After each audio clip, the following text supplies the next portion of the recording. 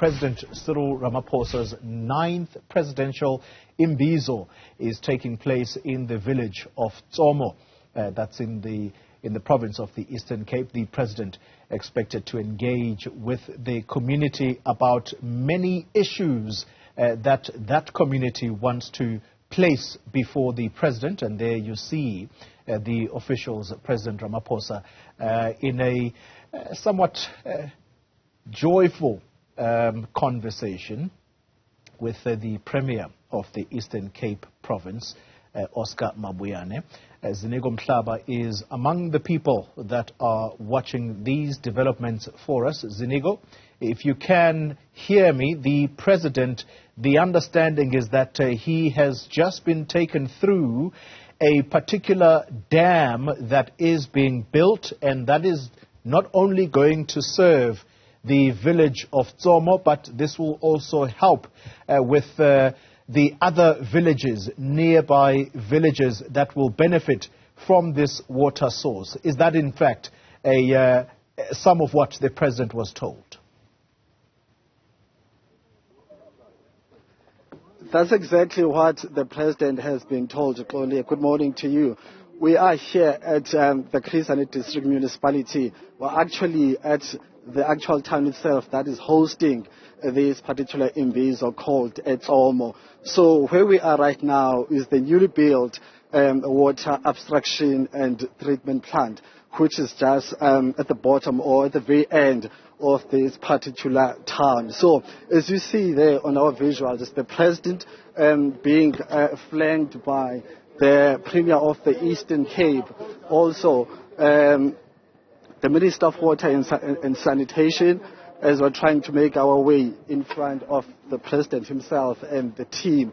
So he is currently getting a briefing with the gentleman who's responsible for this particular plant here. So we'll have to now make speed. We're trying to make our way to a safer place because we're actually at a treatment plant. So that's the situation here. The gentleman you see there on your visuals is the gentleman who's responsible for the management of this particular plant. He's currently being briefed about this particular plant. We're actually just above the Tsomo River, which is actually providing this plant with that necessary water which is required to run and be treated by this particular treatment plant. So that's President Cyril Ramaphosa there looking just over this Tsomo River with the gentleman who's briefing about this. So as you said in your intro, Ole, that actually this treatment plant is one of its kind as far as this region is concerned. I can't think of any other treatment plant within the radius of 100 kilometers from where we are. So it's a very, very important plant. If I can give you a geographical map of this particular municipality where we are, it compromises of municipalities such as Intsigayeto municipality and also that Kimgijima municipality, which made headlines a few years ago when there was a stadium that was overpriced and ended up costing millions of rands. And when the actual work was looked at, it was discovered that actually it's not worth the millions that it was built. So it's the same district municipality that had that drama a few years ago. We also see Minister Mkhunu there with the white shirt just behind the President. So when we talk about villages that are going to benefit from this particular treatment plant, Minister Mkhunu spoke to us earlier on and said he's looking at over 100 villages that are likely to benefit from this particular treatment plant.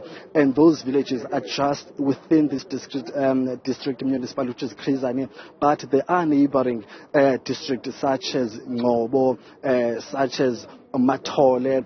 Those Ngobo and Matole regions are other district municipalities which are going to be benefiting from the treatment plant, which is under this particular district municipality. So it's a major issue, it's a major achievement, but whether it's going to be sustained well in terms of maintenance, that's one of the issues that concerns Minister Mkhunu, whom we spoke to earlier on, saying that, well, it doesn't seem as if it's enough to just hand over such projects or such infrastructure to local municipalities if they are not going to be well maintained. So that maintenance issue is very, very important when it comes to projects such as this one. We're trying to make our way to this side so that we can get a better picture of the president. So as you see them, also leaders from we also see traditional leaders. That's Premier of the Eastern Cape, Mr. Mabuyane, there with that brown shirt just next to the president. So it's a milestone there. So that's the situation. We're trying to make our way. So the person was trying to show us where we can actually be safely stationed. So it's an Imbizo. It's the very first Imbizo in this particular region. You remember that these Imbizo started or were revived in 2022 at around March, and this is the 9th Imbizo. So these are some of the water lines you see there in our picture. A very, very important infrastructure. However, if you look at the road infrastructure of this particular town, but generally other infrastructure, you will wonder if maybe there is enough capacity to really look into the issues of infrastructure. The capacity of this municipality, it's a local municipality, and that is in Tsigayet, which forms part of the Krizani municipality, but it has been having its own challenges in terms of funding, in terms of budget.